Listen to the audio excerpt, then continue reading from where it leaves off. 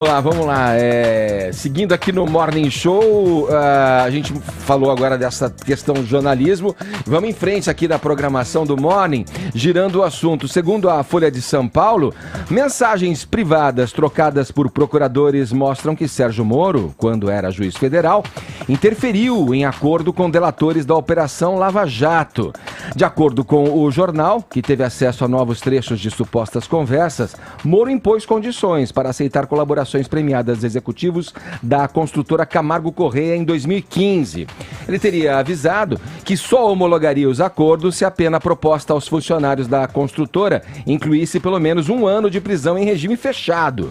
Os diálogos mostram também que a interferência do juiz causou incômodo entre Deltan Dallagnol, chefe da Força Tarefa, e o então procurador Carlos Fernando dos Santos Lima.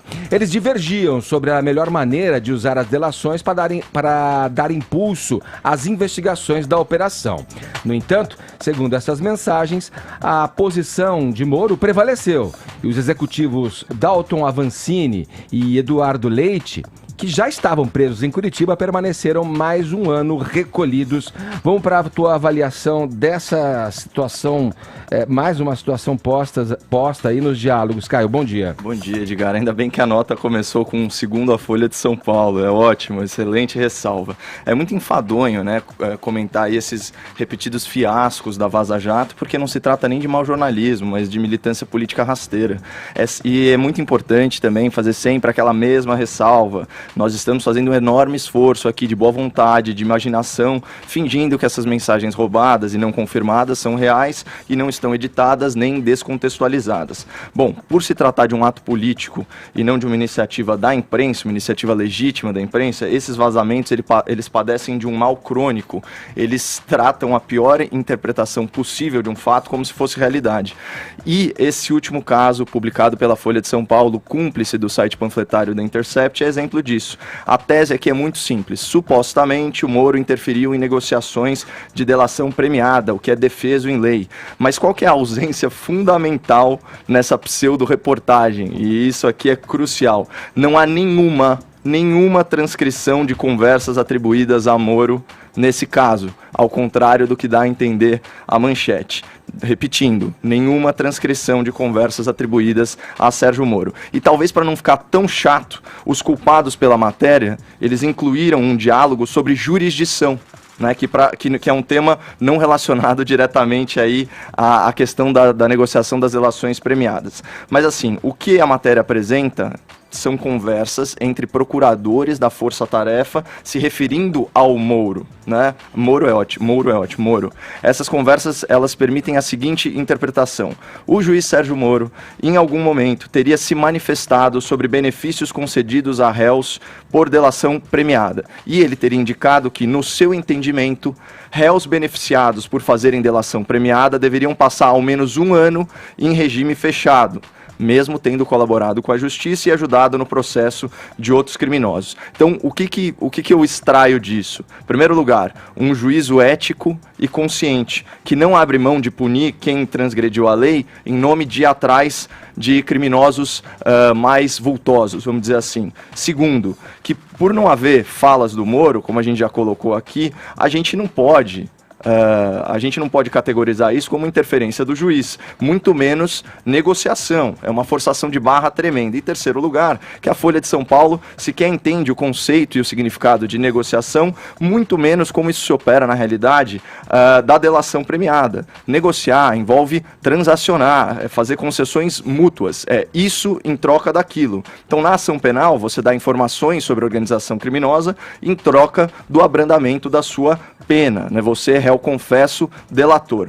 O Moro, supostamente, talvez até em caráter de consulta informal, papo de gabinete, papo de corredor, ele sinaliza um critério objetivo que vai balizar o seu juízo sobre o mecanismo da delação premiada. Ou seja, penas que não contemplem pelo menos 1 ano de reclusão em regime fechado não são justas, né?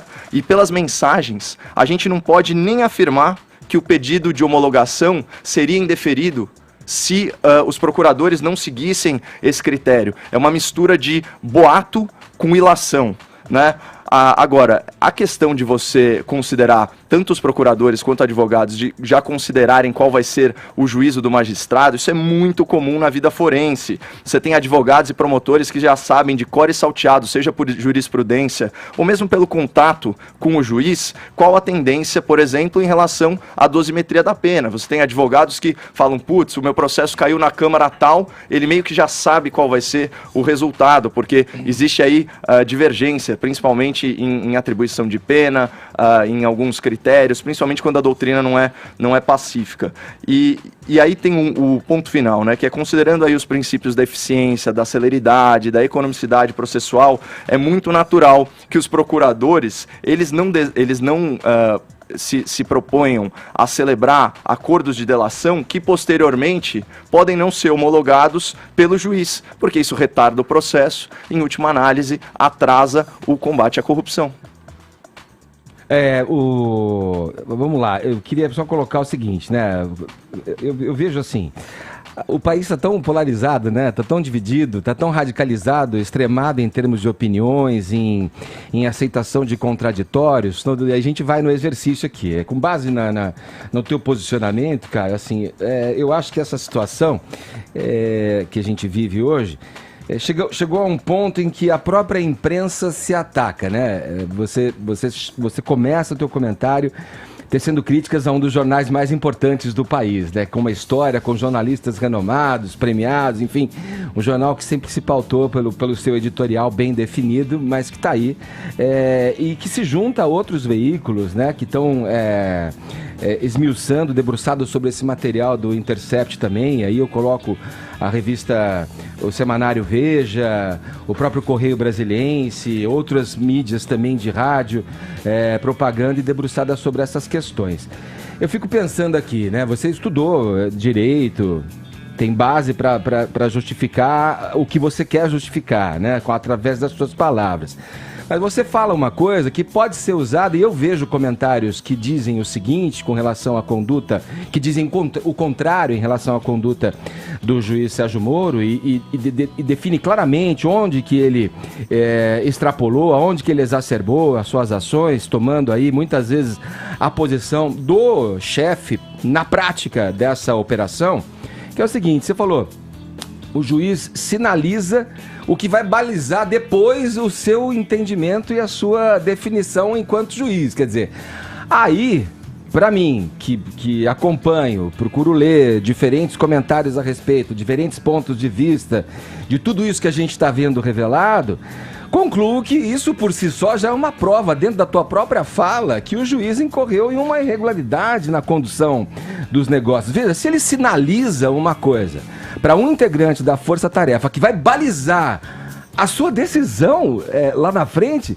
pronto, para mim é autoexplicativo isso. Em nenhum momento, nem se a gente tomar as conversas como verídicas, e aqui a gente está falando literalmente de boato, em nenhum momento é afirmado que se o Ministério Público fizer a delação em outros termos, ela não vai ser homologada. Mas a gente precisa lembrar o contexto aqui. A Lei 12.850, que é a lei das organizações criminosas, que formaliza esse instituto da delação premiada no seu artigo 4, ela é uma lei que vige a partir de setembro de 2013. Aqui a gente tem mensagens de 2015, portanto é uma lei novíssima, sem jurisprudência consolidada, sem doutrina pacificada. Mas isso seria um álibi, então, para o juiz poder agir um dos seus maiores especialistas é justamente o Sérgio Moro. É natural, ele palestra sobre isso, ele poderia ter falado isso, inclusive, em caráter docente, numa aula, numa palestra, num simpósio. Mas aí é bem diferente, hein? Não, porque as mensagens falam o seguinte, olha, o Sérgio Moro, ele, ao que tudo indica, pelo que é falado lá, certo? Em algum momento do tempo, ele falou que não vê com bons olhos penas muito brandas para réus que são colaboradores. Mas, Caio, aí na prática eu depreendo do que você fala, que então tudo bem você extrapolar, você... Não, mas isso não é extrapolar, porque assim, os leigos... Não, é porque é uma questão jurídica. Eu sei, mas pelo que eu estou ouvindo você dizer, eu depreendo o seguinte, tudo bem o juiz cometer atos irregulares que beiram ali a ilicitude para corrigir um mal da sociedade que é a corrupção, que todo mundo, obviamente, quem pode ser contra o combate à corrupção? Olha, ninguém. Mas vale tudo para que isso aconteça? Óbvio que não. Mas aí que tá a questão, mas né? esse que é o problema, quando com muita sofreguidão, os leigos e os militantes, sejam eles da imprensa ou mesmo do mundo jurídico, eles se arriscam aí em interpretações da lei. Porque o que acontece? O cara pega, sei lá, o artigo 6º da Lei das Organizações, o parágrafo 6º do artigo 4º da Lei das Organizações Criminosas, ele fala: o juiz não participará das negociações realizadas entre as partes para a formalização do acordo de colaboração. Aqui está muito claro, até pelo sentido, pela semântica da palavra negociação, que não houve negociação.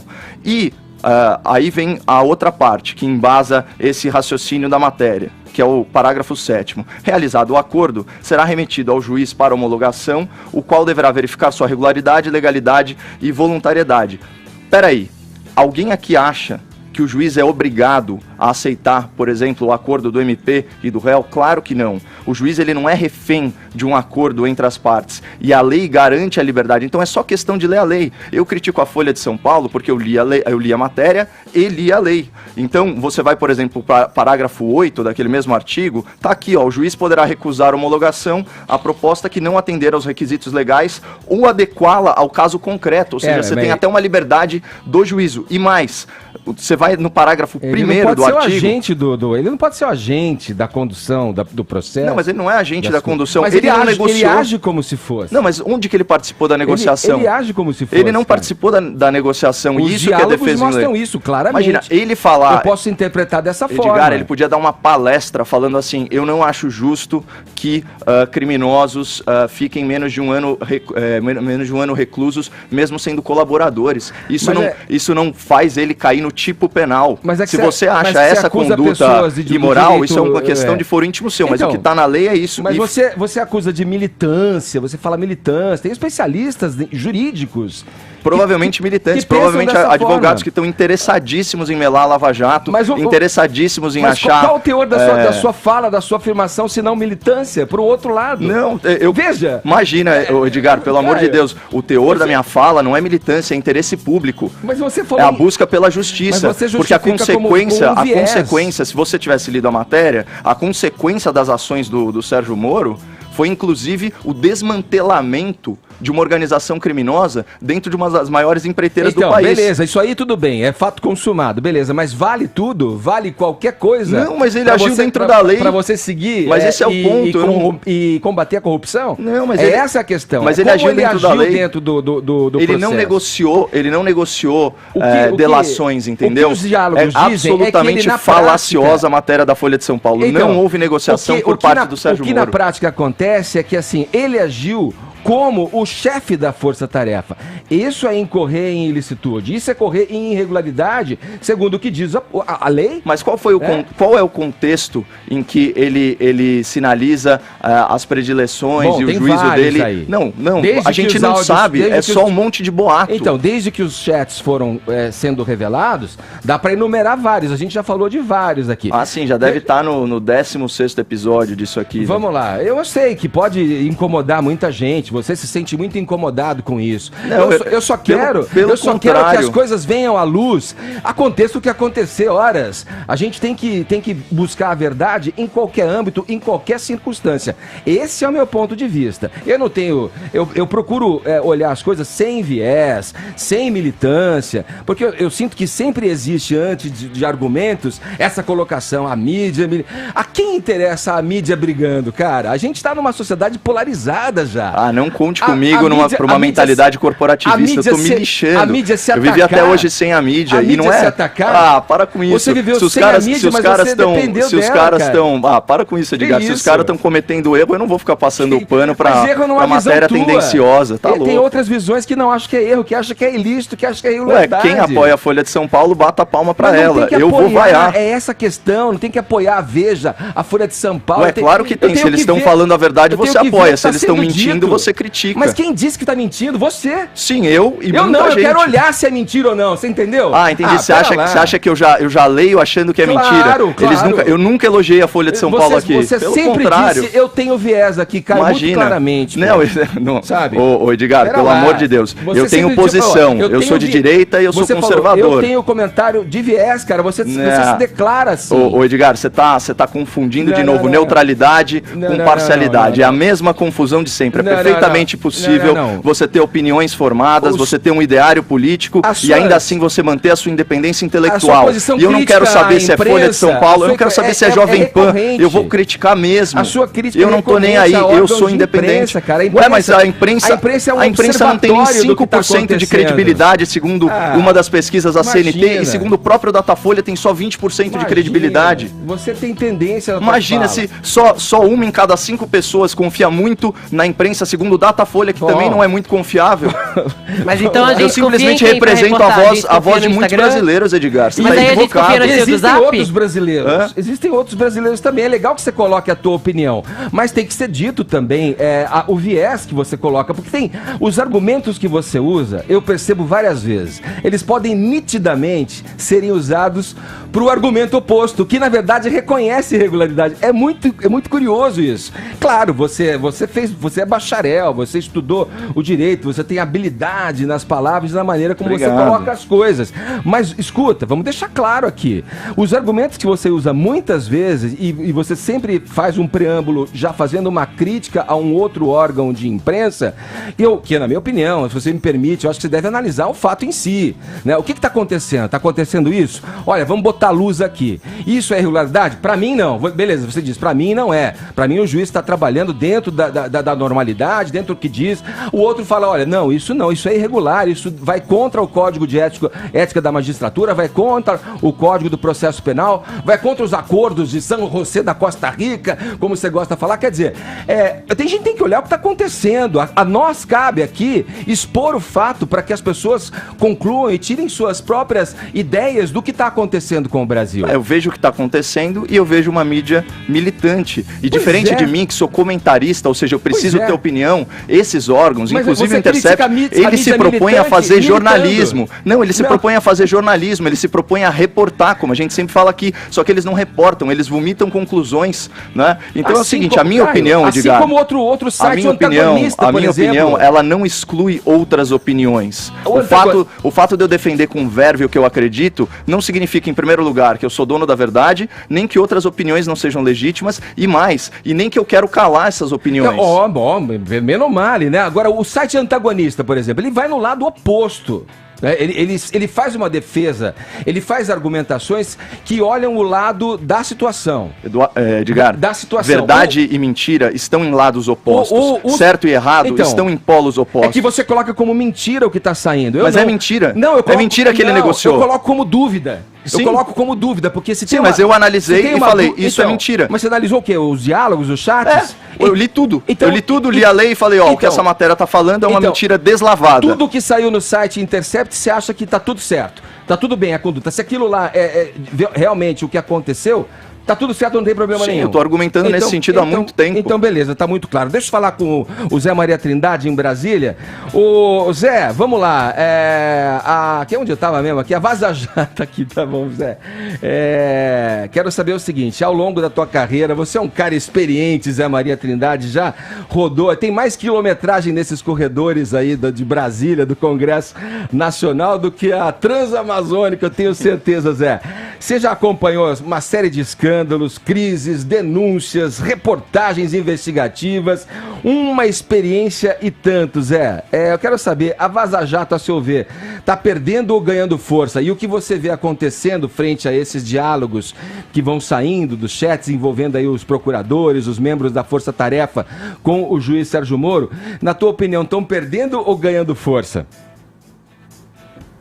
Edgar, olha, há uns anos atrás, no governo Sarney, eu fui conversar com o ministro das Comunicações diante de uma denúncia de troca de canais de comunicação, de rádio e TV, por votos durante o processo da Constituinte. Então o ministro me mostrou aquele formulário contínuo, antes mesmo do computador, do PC, né? Formulário contínuo era aquela impressão em vários formulários emendados um no outro, parecendo uma sanfona infinita, né? Uhum. E ele deixou aquilo em cima da mesa e disse: os dados estão aqui, só que eu não posso passar para você. E levantou e foi no banheiro. Aí eu entendi que ele estava me passando lá aquelas informações. Eu fiquei 3 meses analisando e cruzando todas as doações, antigamente era doação, agora não, né, um leilão, né, de canais de comunicação de rádio, de TV educativa, e fiz todas as ligações de troca de votos entre o governo doando canais de TV e de rádio e votos durante o processo constituinte. Então foram 2 a 3 meses. Era a revista Senhor, da editora 3, que se transformou na revista Isto É, Senhor, e depois agora Sim. Isto É, isso lá atrás. Aí depois foram as fitas cassetes. Quem conseguiu uma fita cassete trabalhava ali meses, né? A fita cassete ali era uma interceptação telefônica. E depois nós vimos imagens. A primeira imagem de corrupção foi na CPI dos Correios, com aquele gesto esquisito e obsceno, né? Do diretor dos Correios pegando aquele maço de dinheiro e colocando no bolso, sem nem mesmo conferir, ninguém confere o dinheiro de corrupção. Se vier faltando, tudo bem. Dizem que muita gente ficou rica aqui distribuindo esse dinheiro. Qualquer coisa é lucro, né, Zé? E pegava metade, aí ninguém confere, não tem recibo. Aí recebeu o negócio e recebi. Aí depois os deputados choram. Eu vi meu nome na lista lá da Lava Jato, que eu recebi 400 mil, foram 200 mil, quer dizer, Sim. 200 mil ficaram pelo caminho. E isso veio evoluindo, e agora a internet, por fim, eu acho, eu tenho repetido isso aqui, nós vamos ver corrupção ao vivo pela internet em poucos anos. Mas eu digo o seguinte, o sigilo é necessário. Sem o sigilo, eu acho que nem as relações de amizade, marido e mulher brigariam, gente perderia o emprego se o chefe pegasse ali as comunicações internas do que falam dele pelas redes e pelas comunicações, não haveria nenhum emprego. Então eu acho esse sigilo necessário, ele é histórico em comunicações, até em cartas. Violar carta é um crime ainda, naquela época era um crime, ninguém podia abrir uma carta de outra pessoa, né? Então existe mesmo esse debate. Agora, o fato existe, é preciso ser noticiado, né? Então isso vai acontecer sempre, agora a demora aí é uma estratégia de quem detém as informações. Zé, rapidamente, me responde, não foge não. Tá perdendo ou ganhando força esses vazamentos e o conteúdo que eles vêm revelando? Ganha força, na medida que prolonga esse processo, né? É uma história de que a maldade deve ser jogada toda de uma vez e a bondade aos poucos. Nesse caso aí, é a maldade sendo distribuída a gotas, né? Ô Zé, veja, você coloca muito claramente, né, as coisas como elas são na prática, né? E você fala, muitos vazamentos são ilegais. Esse vazamento aí, hackeado, é um crime, a partir de um crime se coloca a luz em uma possível irregularidade. Na minha opinião, pelo que vejo, claramente, uma irregularidade, um ultrapassar de linhas, uma exacerbação ali de conduta. O Caio pensa diferente, por exemplo, outras pessoas pensam diferente, isso faz o nosso debate diário aqui, né? Agora, o vazamento em si, Zé, esse sim, irregular, seja por parte do Estado, da Força Tarefa, que também vazou quando quis e quando houve interesse em vazar. Agora, a publicação disso, a luz que se coloca através da imprensa, e a importância da imprensa aí, com um olhar distante, com um olhar vigilante, eu diria, sempre nos fatos que não acontecem. Isso sim é da maior legitimidade possível. Isso faz parte de um processo característico dentro de uma democracia, e assim a gente espera que seja, né, Zé? O dever é de publicar. A Constituição garante, inclusive, o sigilo da fonte, protegendo exatamente a nossa função, que é de publicar e depois analisar esse processo. Isso não é novidade, viu, Caio? Todos nós aqui sabíamos que a Lava Jato estava ultrapassando fronteiras, o Supremo Tribunal Federal sabia, o ministro Gilmar Mendes falou diversas vezes, e a opinião pública e até meios jurídicos entenderam como o Caio, de que era preciso mesmo ultrapassar fronteiras e se garantir, porque do outro lado, o adversário era muito poderoso, e o PT estava no governo, eram ministros, eram líderes, eram deputados, então houve ali, nesse grupo Lava Jato, exatamente uma intenção de ultrapassar a fronteira. Havia mesmo esse processo e há ainda restos disso. Isso me parece aquele conto que indica que uma pessoa matou o outro em outro lugar e chegou na cidade pequena lá como herói, né? Aí ele matou o outro em praça pública e foi execrado. E aí disseram, qual a diferença? É que uma coisa é ouvir falar de um ato heróico e bravo, e outra é assistir um assassinato cruel. Então, o que estamos vendo agora são detalhes do que todo mundo sabia do que estava acontecendo em Curitiba, e era preciso fazer esse tipo de processo, porque senão não chegaria onde chegamos, né? Só para esclarecer o meu ponto, eu não penso dessa forma. Nesse caso, ultrapassar fronteiras é só um eufemismo para falar transgredir a lei. Então, eu queria deixar aqui registrado, né, de forma bem clara, de forma bem cristalina. Hoje é 18 de julho de 2019 e, no meu entendimento, até esse momento, a Lava Jato seguiu os ritos legais e o Sérgio Moro e os seus procuradores. Valeu, Zé. Obrigado pelo papo, hein? Muito bem, obrigado. Bom dia. Um abração, Zé.